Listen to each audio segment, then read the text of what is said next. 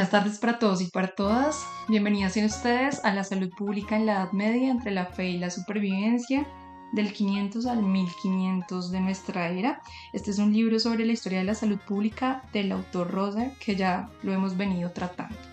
Hoy presento una lectura de la salud pública en la Edad Media desde una perspectiva historiográfica, pero no desde la caricatura, porque la Edad Media es una etiqueta enorme y heterogénea y muchos perjuicios se construyeron después de la Edad Media en la modernidad para que pudiera narrarse una ruptura absoluta entre lo que había antes de lo moderno.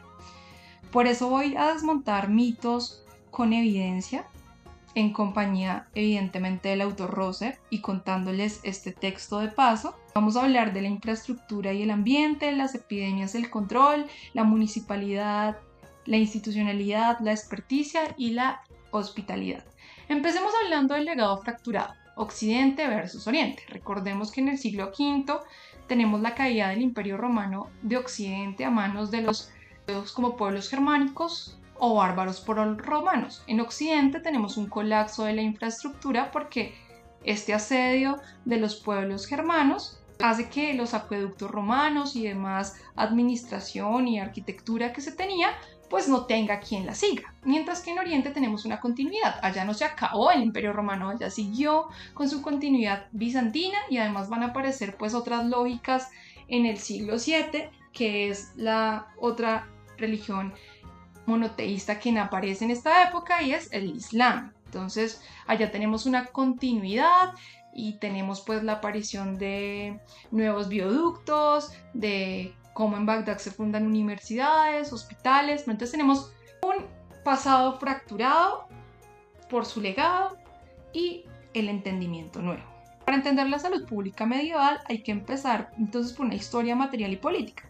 Rosen muestra, como ya les dije, un declive romano en Occidente que no fue instantáneo, fue un deterioro sostenido.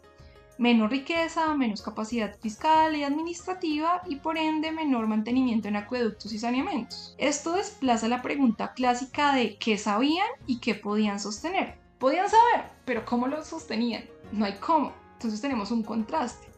Entonces aquí la salud empieza a estar bajo un signo de la cruz, el misticismo y la higiene monástica en la Alta Edad Media. Entonces sabemos que en la Edad Media, el cristianismo, Dios, en el mito de que todo era religión, y sí, en un principio la enfermedad hace parte del pecado, la dolencia se veía como una prueba divina o castigo. El tratamiento primario era la oración, la penitencia y la invocación de santos. Pero eso no elimina necesariamente la higiene. La religión también ordena la vida cotidiana. Por eso los monasterios son refugio. Ante el caos, los monasterios preservaron un saber sobre la higiene y tenían una disciplina corporal y espacial. Aquí podemos ver como una arquitectura donde tenemos letrinas, agua, ventilación, calefacción, hasta hospicios para viajeros. Tenemos una forma de hacer arquitectura también. Hay un cambio filosófico aquí. Es como un marco moral produce disciplina y la disciplina genera efectos sanitarios y una primera cultura institucional del cuidado. Tenemos el renacimiento del urbano y la trampa de las murallas. Recordemos que la gente se va a lo rural o se va a ciudades amuralladas porque pues tienen miedo a las invasiones de los pueblos externos. Entonces aquí con el renacimiento urbano aparece una tensión material. Ciudades defensivas amuralladas con hacinamiento. En un pequeño espacio somos muchos. En esta diapositiva se lo nombra muy bien la vida rural. Dentro de la ciudad tenemos una casa con animales, es decir, tenemos la finca en la ciudad. Hay animales, estiércol, residuos, calles sin pavimentar. Rosen dice que en ese contexto la salud pública revive como necesidad. Hay que recrear instituciones para vivir de forma más higiénica. Aquí se cae el mito de que hay una indiferencia en la Edad Media. No hay una indiferencia, porque todos estamos viendo el estiércol ahí. El problema es estructural y obliga a hacer olas y regulación que con el tiempo se van a ir creando, así como la vigilancia cotidiana. Entonces aquí la ciudad no es solo un escenario, es un agente que gobierna su propio riesgo. Tenemos también otro mito que dice que, Dios mío, se nos olvidó a construir cualquier cosa, se nos olvidó todo, y no, hay una ingeniería de la supervivencia, hay agua y saneamiento. Desmintiendo con evidencia de que si había ingeniería sanitaria en la época. En Brujas, a finales del siglo XIII, vemos una red subterránea a fuentes públicas y una casa de agua que se eleva buscando suministros a cisternas. Rosen añade el argumento clave: el agua no solo es cantidad, es calidad. Entonces buscamos también hablar de, bueno, no solo necesitamos agua para lavar la ropa, necesitamos agua para beber. Entonces hablamos de la contaminación del agua. Por eso, junto a la infraestructura se desarrollan regulaciones, prohibiciones de verter agua o animales vivos o muertos, restricciones a oficios contaminantes. Por favor, usted que tiene una textilería y que tiñe sus textiles, no lo haga aquí en el agua. Una regulación de usos. Se lava allá, no acá donde todos bebemos agua. Y tenemos funcionarios que empiezan a vigilar que la gente cumpla eso. Ese está incumpliendo porque está lavando la ropa donde todos literalmente bebemos agua. Pues tome su sanción. Filosóficamente, el agua se vuelve objeto de administración pública, un medio colectivo que, como es colectivo, requiere tener normas para cuidarlo. Tenemos también, nos dice el autor, una protección al consumo en el mercado medieval. Siempre que pensamos en el medioevo, se nos asocian a mercados, y los festivales y el mercado medieval. Y obviamente si es un mercado vamos a encontrar no solo un montón de gente, sino comida y un montón de cosas, todas en un lugar pequeño. El mercado medieval es una muestra de control sanitario también, de alimentos principalmente. Por ejemplo, en Florencia se barría a diario. Había una limpieza profunda semanal y una inspección municipal de carne y pescado. Tenía que tener cierta calidad. Pero aquí, desde un punto de vista historiográfico, hay una fuerte diferencia entre el local y en foráneo. En Basilea y en Zurich se separan los puestos para los forasteros. Entonces, la mejor calidad de carne para el local. El forastero, pues, más malita esa carnecita por allá. Rosen discute aquí que la protección favorece al consumidor local y que el forastero tiene que cuidarse de él, no la administración. Él se cuida al ver a qué come. Entonces tenemos básicamente aquí que la salud pública temprana no es neutral. Es un dispositivo sanitario y político. Define quién se protege y cómo se distribuye ese riesgo. El panorama epidemiológico, las amenazas visibles. El primero, grande, la viruela, descrita muchas veces. Empezamos a decir, bueno, la viruela tiene estas características, el sarampión estas, hablamos del fuego de San Antonio, el ergotismo y otras enfermedades como la tuberculosis, difteria, gripe y el escorbuto. La muerte es una compañera constante en la Edad Media. Y la distinción entre estas enfermedades a menudo es muy difusa para esta época. Básicamente es, observo y veo que esa llaguita no se ve como esa otra, esa llaguita salió como por aquí, no por aquí, esta está más húmeda. Entonces es literalmente un estudio empírico visual de la enfermedad. Tenemos unos síntomas, ¿no? Es un panorama epidemiológico que explica por qué interviene la regulación. Entonces la viruela, el sarampión, si estos cuadros configuran un mundo de brotes recurrentes, vivimos de brote en brote. Rosen enfatiza que básicamente no tenemos cómo delimitar entidades clínicas, tenemos una dificultad fuerte, porque cuando el riesgo es permanente, pues, ¿qué hacer aunque no tengamos certeza de dónde salió eso? No hay una certeza causal. Entonces el gobierno interviene en lo gobernable. Entonces, ambiente, abastecimiento, circulación. Entonces empieza a mirar cómo podemos evitar contagios. ¿Cómo podemos mirar a ver qué fue? Entonces construyamos la casa en ciertas zonas y no en ciertas otras, porque estas zonas pues son pantanosas y el pantano trae como cositas. Y aquí me gusta este apartado porque hablamos de la primera gran amenaza, la lepra. ¿Y por qué me gusta este apartado? Porque básicamente nos demuestra un tema interesantísimo y es cuando el cuidado colectivo también es estigma. Entonces hablamos de la muerte en vida, la muerte civil. Entonces la lepra es una de las grandes epidemias que vamos a tener. La lepra no se trataba como una enfermedad, sino como un estatus social y religioso. Es decir, quien tenía lepra, o sea, quien se le diagnosticaba eso, tenía que ser excluido totalmente y se iniciaba un ritual de separación. El sacerdote leía el oficio del difunto sobre el leproso vivo. Entonces a estas personas la enfermedad se convirtió en una frontera social. El diagnóstico cambia su estatus. Ritual de separación, prohibiciones de entrar a iglesias, mercados y tabernas, restricción de fuentes, tiene que usar ropas particulares de leproso y tiene que tener una carraca y una campana que diga que está llegando. Rosen lo entiende como un aislamiento sistemático para proteger a la comunidad. Tenemos un pensamiento de que lo sanitario no es solo curar, sino delimitar. Se crea una frontera interna, quién puede circular y por dónde. Y aquí subrayo la ambivalencia, como les dije, de un cuidado colectivo y un estigma. Tenemos que una exclusión opera junto también al cuidado colectivo. Por ejemplo, que el vecino tiene lepra. Usted reportaba que su familiar tiene lepra. Usted como leproso tenía que reportarse. Las leproserías se muestran como infraestructura sanitaria bajo la lógica de confinamiento. Entonces tenemos un aislamiento sistemático, tenemos 19.000 leproserías en la cristiandad en el siglo XIII y hay una segregación de leprosos, no accidental, es un sistema. Según el cronista Mateo de París, la cristiandad estableció una red de confinamientos para personas con lepra. La lepra fue casi erradicada en Europa mediante la segregación administrativa y no la medicina. Rosen nos dice, se destaca una multiplicación y formalización de diagnósticos y aislamientos. Entonces ya tenemos hasta un tribunal de leprosos. Entonces tenemos varios monjes, sacerdotes, ¿cierto? Personas de la iglesia que van a mirar tus síntomas, van a mirar tus condiciones y van a decir si estás con lepra o no. Adicionalmente hay un leproso. Él es un leproso y él conoce a las personas con lepra y van a decir si tienes lepra o no. Entonces tenemos dos precisiones. Esto confirma que hay una capacidad institucional, pero también obliga a una lectura ética. Progreso organizativo puede coexistir con violencia simbólica.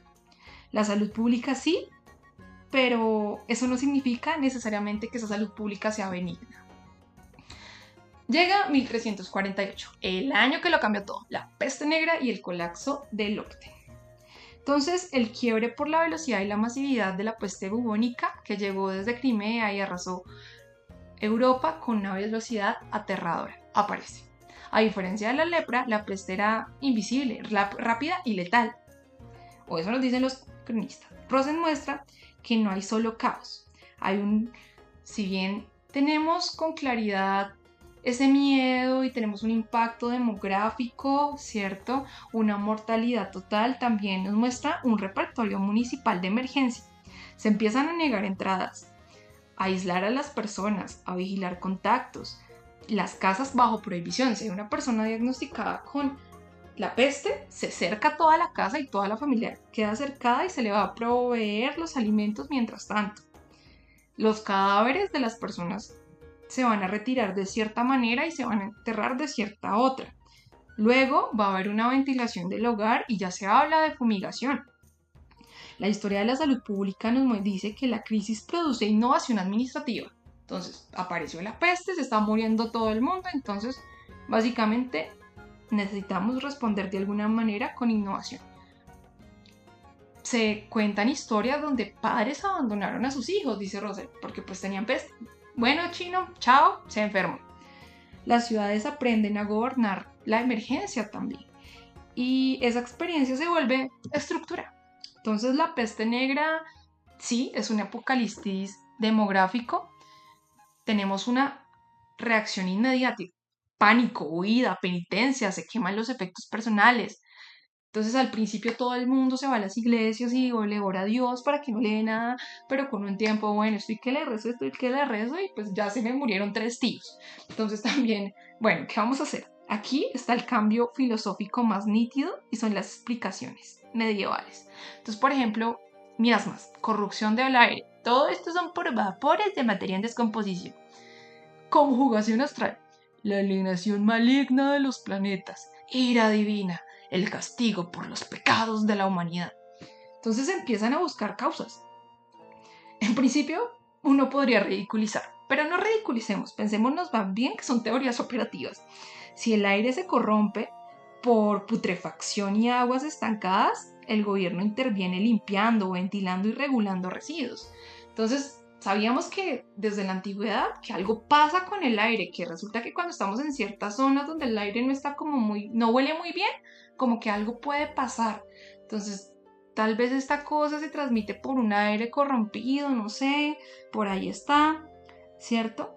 Rosen nos muestra que la teoría miásmica estructura medidas urbanas y se prolonga con matriz durante siglos. Tenemos un giro. La enfermedad se piensa como una relación con el medio. Y aquí nace la cuarentena, esa improvisación en Ragusa que se convirtió en un estándar global, ¿no? Entonces en Ragusa en 1377 y en el Marsella en el 1383 básicamente aparece la cuarentena. Rosen también añade que en Venecia aparece una supervisión sanitaria y un aislamiento de los barcos y mercancías. También en Milán con aislamiento de contactos. Todo esto se formaliza, se organizan estaciones de inspección y retención. La clave, la cuarentena produce un tiempo administrativo de sospecha. Es decir, se crea un sistema de puestos de observación y desinfección que se mantienen hasta hoy. Básicamente la cuarentena no exige prueba etiológica. Es un procedimiento. Se gobierna por el riesgo. Tenemos sospecha de que ese barco hay uno como con eso, entonces vamos a dejarlo 40 días y 40 noches allá. El que tenga que morir se muere, el que quede vivo queda vivo. No tenemos certeza, tenemos la idea de sospecha, el riesgo. Entonces se habilita una coerción preventiva bajo la incertidumbre. ¿Por qué 40 días? Porque pudieron ser 10, 8, 80. Básicamente parte de la Biblia, la duración del diluvio, de la cuaresma, y también es un número alquímico.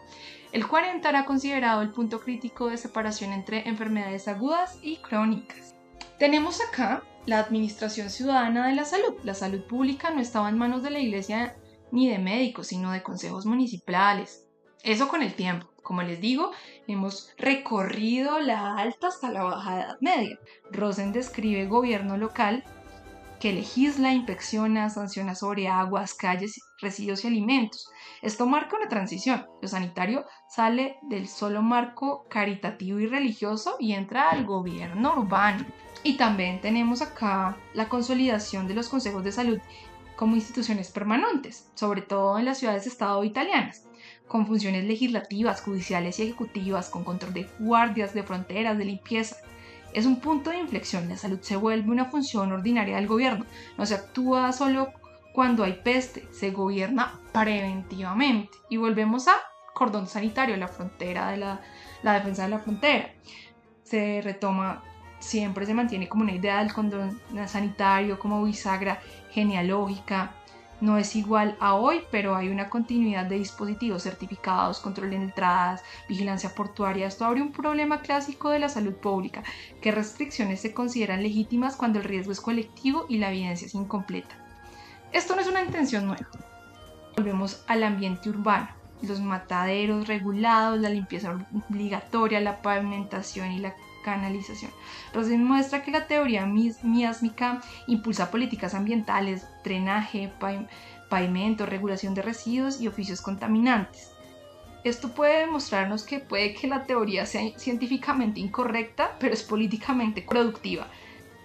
Y aparece un ecosistema médico, una jerarquía y una práctica. Se aparece una estructura social del campo médico. Aparecen los médicos, que tienen una formación, entre comillas, universitaria. Con universitario no hablamos de el pregrado, no, hablamos básicamente con cierta educación en los monasterios, con una base teórica, que leen a los clásicos, ¿cierto? Esto demostrando que son quienes evitan el trabajo manual, porque hay una diferencia con los cirujanos, porque los cirujanos no dejan de ser artesanos, son artesanos.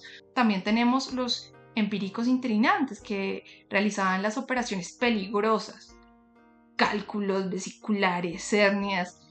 Rosen describe también una laicización progresiva y una organización gremial del médico. Entonces el médico es un funcionario público. La ciudad comenzó a contratar expertos, cambiando la lealtad del médico del paciente privado al bienestar público. Entonces el rol de ese médico municipal es atender pobres y aconsejar al gobierno. Tiene que reportar brotes de enfermedades contagiosas o que se creían contagiosas a los magistrados, a los demás. Tiene una función legal, tiene que actuar como perito forense en disputas legales. También estaban en estos comités que tenían, por ejemplo, a una persona tenía la enfermedad para decir si ese también la tiene, en el caso de los leprosos. Es un experto asalariado, ya empieza ganando un salario. La enfermedad se vuelve objeto de registro y decisión pública. Esto es un cambio. Cierro con el hospital como síntesis institucional. Del hospicio religioso, en el caso de la Edad Media en Europa, al hospital municipal con control urbano y separación por enfermedades para evitar contagio cruzado. Rogen sostiene que la expansión de la red hospitalaria y su progresiva secularización en ciudades es uno de los grandes logros de la salud pública medieval. Pero es diferente a lo que pasa en la aparición del hospital en Bizancio o en ciudades musulmanas. El auge de los hospitales, de la caridad al orgullo cívico. Originalmente los modelos inspirados en Bizancio eran monásticos, pero pasaron luego a gremios y a ciudadanos ricos como símbolos de poder y bienestar. En Florencia, con 90.000 habitantes, la ciudad sostenía 30 hospitales con 1.000 camas. Tenemos una gestión de financiamiento laico, enfermería religiosa, entonces ya las personas adineradas pasan a ver en el hospital un símbolo de poder y fundemos un hospital, porque así nos vemos, ¿cierto? También hablamos de la higiene personal y el régimen sanitatis. El hombre medieval buscaba el equilibrio de los humores, entonces tenemos, por ejemplo, los 3 doctores. ¿Quiénes son los 3 doctores? La dieta, moderación, la quietud, el descanso y la alegría. Se busca el equilibrio, las sangrías y purgas, según el calendario astrológico. También hay los baños públicos, son centros de higiene y socialización muy populares hasta su declive a finales del siglo XV por la aparición de la sífilis y su mortalidad. El legado medieval es un sistema racional en un mundo irracional, o así lo quise nombrar al final frente a lo que leí de Russell. A pesar de la superstición, la Edad Media construyó los cimientos administrativos de la salud pública. El aislamiento, que es la intervención de la cuarentena, la infraestructura, la red hospitalaria europea, la regulación e inspección de alimentos y saneamiento, la responsabilidad, la salud como deber municipal. La respuesta medieval a la crisis no fue la resignación, sino la organización. Es un legado administrativo. Cuando la medicina carecía de respuesta científica, la administración pública, o lo que había de administración, proporcionó respuestas sociales. El sistema creado en el medioevo sigue siendo nuestra primera línea de defensa. Dijeron que quedamos encerrados en Bogotá y en todo lado, ¿no? La cuarentena, que es la base del control epidemiológico actual. Las juntas de salud, el origen de los ministerios de salud y la OMS, y el registro de estadísticas, el inicio de la vigilancia sanitaria. Hay un legado administrativo allí que podemos ver con Russell, pero también un cambio filosófico, un cambio político, y también un cambio de cómo se entendía el cuerpo y la psique de entonces.